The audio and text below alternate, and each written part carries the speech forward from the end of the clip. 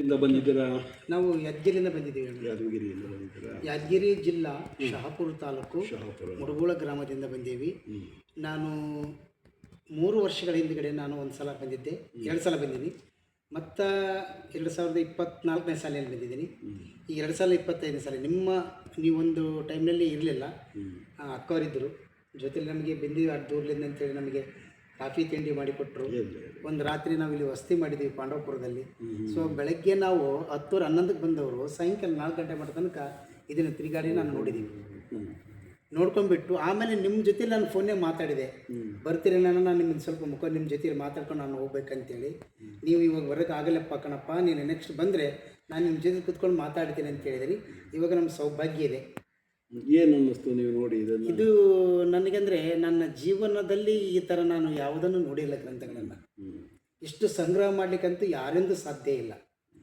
ಆಧ್ಯಾತ್ಮಿಕದಲ್ಲಿರ್ತಕ್ಕಂಥ ಪ್ರವೀಣ ಘನ ಪಂಡಿತ ಎಲ್ಲ ವಿದ್ವಾಂಸರಾದರಂದರು ಅವರ ಒಂದು ಟೀಜರಲ್ಲಿ ಅಥವಾ ಟಂಕಿನಲ್ಲಿ ತಮಗೆ ಬೇಕಾಗಿರ್ತಕ್ಕಂಥ ಪುಸ್ತಕಗಳನ್ನು ಸಂಗ್ರಹ ಮಾಡ್ಕೊಂಡ್ರೆ ವಿನಃ ಈ ಥರ ಇಡೀ ಪೃಥ್ವಿ ಮೇಲೆ ಬರೆದಿರ್ತಕ್ಕಂಥ ಎಲ್ಲ ಜ್ಞಾನಿಗಳ ಒಂದು ಮಸ್ತಕದಿಂದ ಬರೆದಿರ್ತಕ್ಕಂಥ ಪುಸ್ತಕಗಳನ್ನು ಇಲ್ಲಿ ದೊರಕಿದ್ದು ಒಂದು ನನಗೆ ಪೂರ್ವಜಿತ ಪುಣ್ಯ ಅಂತ ಅನ್ನಿಸ್ತದೆ. ಹೌದು, ನಿಜ. ನೋಡಿ, ನಾನು ಒಬ್ಬ ಹಳ್ಳಿಗಾಡಿನ ರೈತನ ಮಗ, ಒಬ್ಬ ಸಾಮಾನ್ಯ ರೈತನ ಮಗ. ನಮ್ಮ ತಂದೆ ಇಟ್ಟಿದ್ದಂಥ ಜಮೀನು ಅಂದರೆ ಒಂದು 3-4 ಎಕರೆ ಒಣ ಭೂಮಿ. ನನಗೆ ಓದೋ ಆಸೆ, ಹುಚ್ಚು, ಓದಬೇಕು ಅಂತ. ನಾನು ಒಂದು ಓದನ್ನು ಮುಗಿಸಿದ ಮೇಲೆ ಆ ಮುಗಿಸೋ ಸಂದರ್ಭದಲ್ಲಿ ನಾನು ಈ ಜಗತ್ತಲ್ಲಿ ಏನು ಜ್ಞಾನ ಇದೆ ಅದೆಲ್ಲವನ್ನೂ ತಂದು ಒಂದು ಸೂರಡಿಲಿ ನಮ್ಮ ಜನಗಳಿಗೆ ಅದನ್ನು ತೋರಿಸ್ಬೇಕು, ಓದಿಸ್ಬೇಕು ಅನ್ನೋ ಒಂದು ಆಕಾಂಕ್ಷೆ ಇತ್ತು. ಆಕಾಂಕ್ಷೆಯ ಫಲವೇ ಇದು. ನನಗೀಗ 78 ವರ್ಷ. ನಾನು 22ನೇ ವಯಸ್ಸಿಗೆ ಶುರು ಮಾಡಿದವ. ನಾನು ಸತತವಾಗಿ 50-55 ವರ್ಷಗಳ ಕಾಲ ಈ ಗ್ರಂಥಾಲಯವನ್ನು ಕಟ್ಟಿದ್ದೀನಿ. ನಾನು ಒಂದು ಶುಗರ್ ಫ್ಯಾಕ್ಟ್ರಿಲಿ ಕೆಲಸದಲ್ಲಿದ್ದೆ. ಆ ಶುಗರ್ ಫ್ಯಾಕ್ಟ್ರಿಲಿ ಬಂದಂಥ ನನಗೆ ಸಂಬಳದ 80 ಭಾಗವನ್ನು ಈ ಗ್ರಂಥಾಲಯಕ್ಕೆ ವಿನಿಯೋಗಿಸಿದ್ದೀನಿ. ನಾನು 20% ಜೀವನಕ್ಕೆ ಬಳಸ್ಕೊಂಡಿರೋದು. ಈಗಲೂ ನೀವು ನೋಡ್ತಾ ಇದ್ದೀರಿ, ಮನೆಯಲ್ಲಿ ಅಲ್ಲೊಂದು ರೂಮಲ್ಲಿ ಇದ್ದೀವಿ. ಈ ಗ್ರಂಥಾಲಯದ್ದು 1 ಎಕರೆ ಭೂಮಿಲಿದೆ, ಸ್ವಲ್ಪ ಹೆಚ್ಚು ಕಮ್ಮಿ. ಆದರೆ ನಮ್ಮ ಸ್ವಂತಕ್ಕೇನು ನಾವಿನ್ನೂ ಹಾಕೋಕ್ಕಾಗಿಲ್ಲ. ಇದನ್ನು ಉಳಿಸ್ಬೇಕು, ಬೆಳೆಸಬೇಕು ಅಂತ ಭಾಳ ಹೋರಾಟ ಮಾಡ್ತಾಯಿದ್ದೀನಿ. ಜಗತ್ತಲ್ಲಿ ಎಂತೆಂಥವೋ ಇದಾಗಿವೆ ನೋಡಿ. ಜ್ಞಾನಕ್ಕೆ ನಮ್ಮ ಜನಗಳಲ್ಲಿ ಬೆಲೆ ಇಲ್ಲದಾಗಿದೆ. ಸರ್ಕಾರ ಕೊಟ್ಟಿಲ್ಲ ಅಂತಾರ ಕೊಟ್ಟಿದೆ, ಅವ್ರು ಕೊಡೋ 3 ಕಾಸು ಇದಕ್ಕೆ ಸಾಕಾಗ್ತಾ ಇಲ್ಲ. ಇದಕ್ಕೆ ಕೋಟಿ ಹಣ ಹಾಕಿದ್ರೆ 6ನೇ ಶತಮಾನದಲ್ಲಿದ್ದಂಥ ನಳಂದ ವಿಶ್ವವಿದ್ಯಾಲಯದ ಪ್ರತಿರೂಪವಾಗಿ ಉಳ್ಕತ್ತೆ. ಇವನೇನಪ್ಪ ಹುಚ್ಚ, ನಳಂದ ಕೋಲಿಸ್ತಾನೆ ಅಂದ್ಬಿಡಿ, ನಿಜವಾಗಲೂ ಇದೆ. ಈ ಕಾಲಕ್ಕೆ ಮುಂದಿನ ಪೀಳಿಗೆಗೆ ಇದು ಯಾವತ್ತೂ ಉಳಿಬೇಕು ಅಂದರೆ ಇಡೀ ಕರ್ನಾಟಕದಲ್ಲಿರ್ತಕ್ಕಂಥ ಯಾರ್ಯಾರು ಜ್ಞಾನಿಗಳು, ಯೋಗಿಗಳು, ತ್ಯಾಗಿಗಳು, ಜೊತೆಗೆ ದೊಡ್ಡ ದೊಡ್ಡ ಸಂಘ ಸಂಸ್ಥೆಗಳು, ನಮ್ಮ ಘನ ಸರ್ಕಾರ ಇವೆಲ್ಲ ಕೈ ಜೋಡಿಸಿದ್ರೆ ಇದು ಇಡೀ ಪ್ರಪಂಚದಲ್ಲಿ ಅದ್ಭುತವಾದ ಒಂದು ಗ್ರಂಥಾಲಯವಾಗಿ ಉಳಿಯುತ್ತೆ. ಈಗಾಗಲೇ ಇದು ಲಿಮ್ಕಾ ಪ್ರಶಸ್ತಿಯನ್ನು ಪಡೆದಿದೆ. ಆಮೇಲೆ ವಿಶ್ವ ರೆಕಾರ್ಡನ್ನು ಮಾಡಿದೆ. ಅದು ಸರ್ಕಾರದ ಇದರಿಂದಲೇ ರೆಕಾರ್ಡ್ ಪಡೆದಿದೆ. ಆದರೆ ಅದೆಲ್ಲ ಏನು ನಮಗೆ ಲೆಕ್ಕಕ್ಕೆ ಬರೋಲ್ಲ. ಈಗ ಇದನ್ನು ರಕ್ಷಣೆ ಮಾಡಿದಾಗ ಮಾತ್ರ ಇದು ಮುಂದಿನ ಪೀಳಿಗೆಗೆ ಉಳಿತದೆ. ಹೀಗಾಗಿ ಬರೀ ಯೋಚನೆಯಲ್ಲೇ ಕಾಲ ಕಳೀತಾ ಇದ್ದೀನಿ, ಏನು ಮಾಡೋದು ಅಂತ. ನಾನು ಈ 78 ವರ್ಷದಲ್ಲಿ ಯಾರ ಹತ್ರ ಹೋಗಿ ಕೈ ಚಾಚೋದು ಅಂದರೆ ಅದು ನನ್ನ ಕುಂದುವಂಥದ್ದು ಇದು ಮಾಡ್ತಾಯಿದ್ದೀನಿ. ಬೇಕಾದಷ್ಟು ಜನ ಉದಾರಿಗಳಿದ್ದಾರೆ, ಬೇಕಾದಷ್ಟು ನೋಡಿ. ಇವಾಗ ನಮ್ಮ ಒಂದು ದುರಂತ ಅಂದರೆ ದೊಡ್ಡ ದೇವಾಲಯಕ್ಕೆ ಕೋಟಿ ಸುರಿತಾರೆ. ಇದು ನಿಜವಾದ ದೇವಾಲಯ. ಇದು ಸತ್ಯ. ಪ್ರತಿಯೊಬ್ಬ ಜ್ಞಾನಿಗೂ ಯಾರ್ಯಾರು ಏನೇನನ್ನು ಕೋರ್ಕತ್ತಾರೆ ಅದೆಲ್ಲ ಇಲ್ಲಿದೆ. ಒಬ್ಬ ಶೇಕ್ಸ್ಪಿಯರ್ ಅಂತ ಹೇಳ್ತಾನೆ ಅಂತಂದರೆ ಶೇಕ್ಸ್ಪಿಯರ್ ಬಗ್ಗೆ 1800 ಬುಕ್ ಇದೆ. ಭಗವದ್ಗೀತೆ ಅಂತ ನೀವು ಹೇಳಿದ್ರೆ 2500 ಭಗವದ್ಗೀತೆಗಳಿದೆ, ಬೇರೆಯವರು ಕಾಮೆಂಟ್ಸ್ ಮಾಡಿರ್ತಕ್ಕಂಥದ್ದು. ಮತ್ತೊಂದು ನಿಮಗೆ ಹೇಳಬೇಕು ಅಂದರೆ, ಇನ್ನೊಂದು ಅಪರೂಪವಾದಂಥ ಒಂದು ವಿಷಯ ಹೇಳಬೇಕು ಅಂದರೆ, ಬಾಲರಾಮಾಯಣ ಸ್ಥಾಪನೆಯನ್ನು ಅಯೋಧ್ಯೆಯಲ್ಲಿ ಮಾಡಿದ್ರು 2023ರಲ್ಲಿ ಅಂತ ಅನಿಸುತ್ತೆ. ಆ ಸಂದರ್ಭದಲ್ಲಿ ನನಗೆ ಹೊಳೀತು, ಸರಿ ಇಲ್ಲಿ ರಾಮಾಯಣ ಎಷ್ಟಿದೆ, ಇದನ್ನು ಯಾಕೆ ನಾನು ಇಲ್ಲೇ ಇದನ್ನು ಜನಗಳಿಗೆ ತೋರಿಸ್ಬೋದು, ಈ ರಾಮಾಯಣವನ್ನು ತೋರಿಸ್ಬಾರ್ದು ಅಂತೇಳಿ ಎಲ್ಲವನ್ನೂ ಒಂದು ಕಡೆ ಕಲೆಕ್ಟ್ ಮಾಡಿದೆ. ಎಷ್ಟು ರಾಮಾಯಣ ಅಂದರೆ ನಿಮಗೆ 3000 ರಾಮಾಯಣಗಳನ್ನು ಪ್ರದರ್ಶನ ಮಾಡಿದೆ. ಕೆಲವರು ಒಪ್ಪಲಿಲ್ಲ, 3000 ರಾಮಾಯಣ ಭೂಮಿ ಮೇಲೆ ಇಲ್ಲ ಆಯ್ತಾ ಏನೋ ಹೇಳ್ತಾನೆ ಅಂತ. ನನ್ನ ಗ್ರಂಥಾಲಯದಲ್ಲಿ 3000 ರಾಮಾಯಣ ಇದೆ.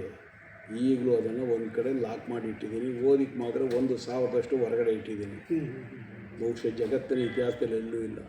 ಈಗ ನೀವು ನೋಡಿದಂಥ ರಾಮಟಂಕ ಅಂತ ರಾಮ ಲಕ್ಷ್ಮಣ ಸೀತೆ ಲಕ್ಷ್ಮಿ ಇರ್ತಕ್ಕಂಥ ಆಂಜನೇಯ ಇರ್ತಕ್ಕಂಥ ಕಾಯಿನ್ಸ್ಗಳನ್ನು 52 ಕಾಯಿನ್ಸ್ಗಳು ಇಟ್ಟಿದ್ದೆ ಆ ಪ್ರದರ್ಶನಕ್ಕೆ. ಎಲ್ಲ ಬಂದು ನೋಡಿ ಆಶ್ಚರ್ಯ ಪಡ್ತಾರೆ. ಬಟ್ ಒಂದು ದುರಂತ ಅಂದರೆ ನೋಡ್ತಾರೆ, ಹೊಗಳ್ತಾರೆ, ಒಯ್ತಾರೆ. ಇದಕ್ಕೇನಾದರೂ ಅವ್ರು ಏನಿಲ್ಲ. ಇಲ್ಲಿ ಬಂದಂಥ 10 ಲಕ್ಷ ಜನ ಮೇಲೆ ಬಂದವ್ರೆ. ಅವ್ರು ಬಂದಾಗ ಏನಿಲ್ಲ, ಒಂದು 500 ರೂಪಾಯಿ ಕೊಟ್ಟಿದ್ರೆ 10 ಬಿಲ್ಡಿಂಗ್ ಏಕ ಕಟ್ಟಿಸ್ಬೋದು. ನಮ್ಮ ಜನಗಳಲ್ಲಿ ಆ ಇದಿಲ್ಲ. ನಿಜವಾದ ಮಾತು. ಒಂದು ಮಾತು ಹೇಳ್ತೀನಿ, ಎಲ್ಲಿಯ ತನಕ ನಮ್ಮ ದೇಶದಲ್ಲಿ ಒಂದು ಹಳ್ಳಿಲಾಗಲಿ ಒಂದು ದೇವಸ್ಥಾನ ಇರಬೇಕು. ಜಗತ್ತಿನಲ್ಲಿ ಒಂದು ಆದಿಶಕ್ತಿ ಅನ್ನೋದಿದೆ, ಅದನ್ನು ನಾವು ಅಲ್ಲಗಳೆಯೋಕ್ಕಾಗಲ್ಲ. ಆದರೆ ಪ್ರಸ್ತುತ ಸಂದರ್ಭಕ್ಕೆ ನಾವು ನಮ್ಮ ಊರುಗಳಲ್ಲಿ ಒಂದು ಚಿಕ್ಕದೊಂದು ದೇವಾಲಯ ಇರಬೇಕು, ಒಂದು ದೊಡ್ಡದೊಂದು ಬೃಹತ್ ಗ್ರಂಥಾಲಯ ಇರಬೇಕು. ಯಾಕೆ ಅಂದರೆ ನೀವು ದೇವಾಲಯನ ಕಟ್ಟಿದಾಗ ಅಲ್ಲಿ ಭಿಕ್ಷುಕರು ಇಟ್ಕೊಳ್ತಾರೆ. ನೂರಾರು ಜನ ಬಂದು ಅಲ್ಲೇ ದೇವರ ಹೆಸರು ಹೇಳ್ಕೊಂಡು ಅಲ್ಲೇ ತೆಗೆದುಕೊಂಡು ಮೈಗಳಾಗಿ ಅವರಲ್ಲಿ ಕಾಲ ಕಳೀತಿರ್ತಾರೆ. ಪ್ರಾರ್ಥನೆ ಬೇಕು, ಅದು ಬೇಡ ಅಂತ ಯಾರೂ ಹೇಳಲ್ಲ. ಆದರೆ ಒಂದು ಗ್ರಂಥಾಲಯವು ಆ ಒಂದು ತಾಲೂಕಿನಲ್ಲೋ ಆ ಹೋಬಳಿಲೋ ಜಿಲ್ಲೆಯಲ್ಲೋ ನಿರ್ಮಾಣ ಆದರೆ ಸಾವಿರಾರು ಜನ ಪಂಡಿತರು ಉಟ್ಕೊಳ್ತಾರೆ, ವಿದ್ಯಾರ್ಥಿಗಳು ಉಟ್ಕೊಳ್ತಾರೆ, ದೊಡ್ಡ ದೊಡ್ಡ ಜ್ಞಾನಿಗಳು ಉಟ್ಕೊಳ್ತಾರೆ, ವಿಜ್ಞಾನಿಗಳು ಉಟ್ಕೊಳ್ತಾರೆ.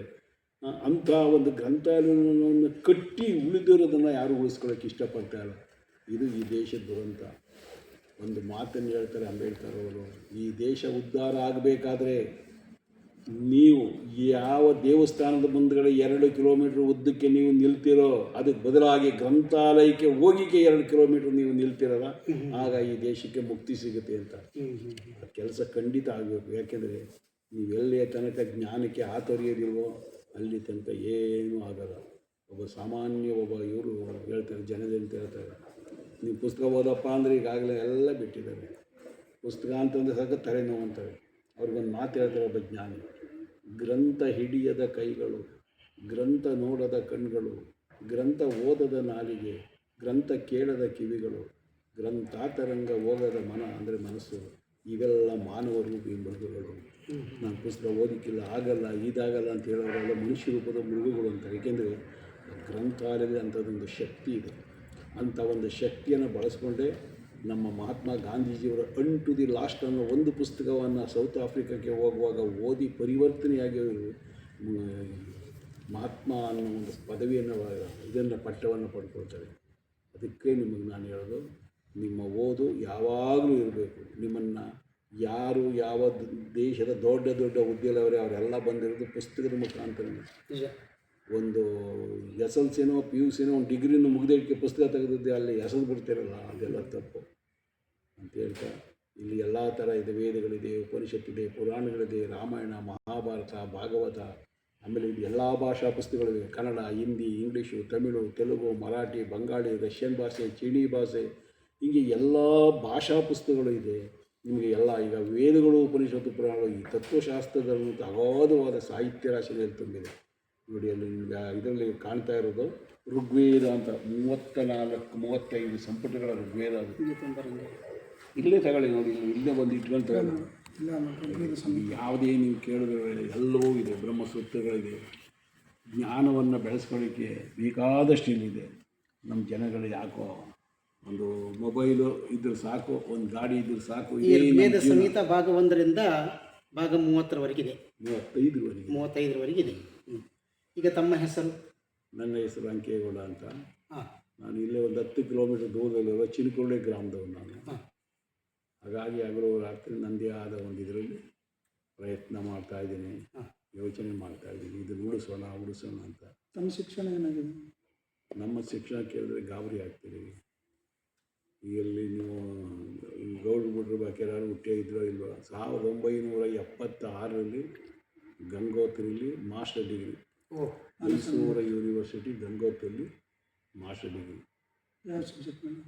ಕನ್ನಡ ಲಿಟ್ರೇಚರು. ಕನ್ನಡ ಲಿಟ್ರೇಚರ್. ಈಗ ಕೆಲಸ ಮಾಡೋದು ಇದು ಕಬ್ಬಿನ ಅಲ್ಲಿ ಮುಗಿದೋಯ್ತು. ಅಲ್ಲಿ ಮಾಡಿ ಅಲ್ಲಿ 34 ವರ್ಷ ಮಾಡಿ ಅಲ್ಲಿಂದ ರಿಟೈರ್ಡ್ ಆಗಿ 18 ವರ್ಷ ಆಗೋಯ್ತು. ನನಗೆ ಈಗ ಆಲ್ರೆಡಿ 78. ಇದೇ ಚಿಂತೆ. ಇದು ಯಾವಾಗ ಪ್ರಾರಂಭ ಮಾಡಿದ್ರಿ ಲೈಬ್ರರಿ? ಈಗ ಇದು ಮನೆಯಲ್ಲೇ ಇತ್ತು ಈಗಾಗಲೇ ಸ್ಟಾರ್ಟಿಂಗಿಂದ. ಆಗ ಇಲ್ಲಿ ಒಬ್ಬ ಮಹಾನುಭಾವ ಜನಗಳ ಒಂದು ಇದರಲ್ಲಿ ಅವನು ಎಂಡದೊರೆ ಅಂತ ಅನ್ನೋದು ಶ್ರೀಹರಿಕೋಡಿ ಅಂತ ಬೆಂಗಳೂರು, ಹಾಂ ಆ ಪುಣ್ಯ ಪುರುಷ ಬಂದು ಇದು ಮುಂದೆ ತಲೆಮಾರು ಮಕ್ಕಳದ ಅನುಕೂಲ ಆಯ್ತು ಅಂತ ಇದೊಂದು ಬಿಲ್ಡಿಂಗ್ 1 ಕೋಟಿ ಖರ್ಚು ಮಾಡಿ ಇದೊಂದು ಬಿಲ್ಡಿಂಗ್ ಮಾಡಿಕೊಟ್ಬಿಟ್ಟು ಹೋದ್ರು. ನೋಡಿ ಇಲ್ಲಿ ಫೋಟೋ ಇದೆ, ಅದು ಇದಾಗಿದೆ. ಮತ್ತೊಂದು ಫೋಟೋ ಚೇಂಜ್ ಮಾಡಬೇಕು, ಅಲ್ಲಿ ಯಾರು ಹಾಕಿರೋದು ಆ ಪುಣ್ಯ ಪುರುಷ ಆ ಕಾಲದಲ್ಲಿ ಹಾಕಿ ನನ್ನ ಹೆಸರು ಇಲ್ಲಿ ಎಲ್ಲೂ ಹಾಕ್ಬೇಡಿ ಅಂತ ಹೇಳೋಗಿದ್ರು ಅಂತ ಪುಣ್ಯ ಪುರುಷ. ಯಾವ ವಿಷಯ ಅಂಕಲ್ ಅವ್ರು ಕೊಟ್ಟದ್ದು? ಅವರು ಈ ಬಿಲ್ಡಿಂಗ್ ಕಟ್ಕೊಟ್ಟಿದ್ದು ಯಾವಾಗ? 2005ರಲ್ಲಿ. 2005 ಅಂದರೆ 20 ವರ್ಷದಿಂದ. ಆಮೇಲೆ ಕುಮಾರಸ್ವಾಮಿ ಅವ್ರು ಬಂದಮೇಲೆ ಆ ಪಕ್ಕದ ಬಿಲ್ಡಿಂಗ್ಗೆ 1 ಕೋಟಿ ರೂಪಾಯಿ ಕೊಟ್ಟರು. ಹಾಂ ಅದನ್ನು ಕಟ್ಟಪ್ಪ ನೀನು ಅದನ್ನೊಂದು 5 ವರ್ಷಕ್ಕೆ ಅವ್ರು ಹೇಳಿದ್ಬಿಟ್ರು, ಇನ್ನೇನು ಸಹಾಯ ಮಾಡೋರು. ಹಾಂ ಈಗ ಇದು ಮುಂದುವರ್ಸ್ಕೊ ಬರ್ತಾಯಿದ್ದೀನಿ.